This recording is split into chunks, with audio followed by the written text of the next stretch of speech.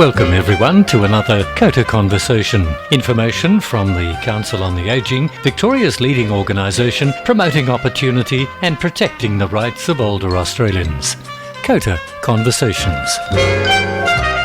Hello everyone, I'm Peter Thomas and it's my pleasure today to welcome back Gary Ferguson, the Education Coordinator with Seniors Rights Victoria. Hi Gary. Hello Peter. Gary, today I understand you want to focus on how Seniors Rights Victoria can be of assistance to the deaf community. That's right, and we've been working in partnership with the John Pearce Centre, which is a community centre funded by the Catholic Church for the deaf community in Melbourne to raise awareness of elder abuse and planning ahead. What kind of cooperation have you been with the John Pearce Centre? Well, they've been pretty marvellous. What we've been able to do with them is work with their staff and some of the deaf members of the seniors group Pankina at John Pearce Centre to co-design some resources as well as some education sessions for that group, and also for our staff to have training in deaf community awareness so that they're more competent in working with people who are deaf and who might be experiencing or at risk of elder abuse. Yes.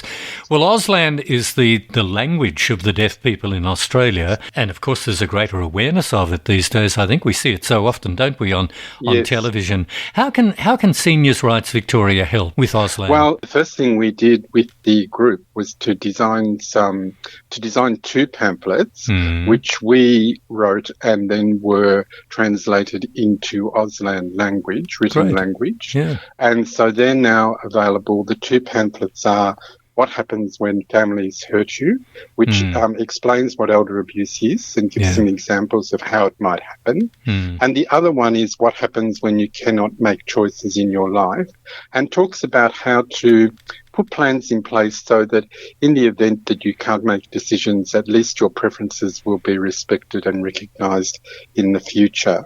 And the other thing that we did was we started to make available to the deaf community casework staff at Seniors Rights Victoria who could work with them if they were experiencing elder abuse. And so now we have greater access into the service for people who are deaf, particularly through the John Pearce Centre.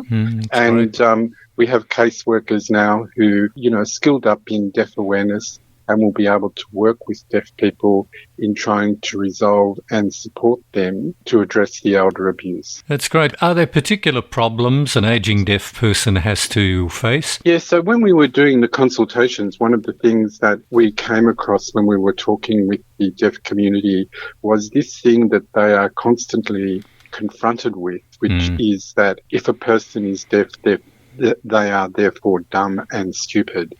And a lot of people who and services who have deaf people contact them will often take that approach, and that is a significant challenge for deaf people to get beyond that, not only in terms of the attitude and the behaviours of the service, but also the stigma that they might have experienced from childhood or adolescence, for example, and overcoming that. And so one of the things that our workers are now aware of is the need to work with deaf people in a very respectful and, equal way, so that there is a recognition that being deaf doesn't equate with being stupid. Yeah. So, Gary, there may be someone listening today who has a deaf person in the family or knows of a deaf person who might benefit from your help. What should they do? Is there a helpline? Yes, there is a helpline.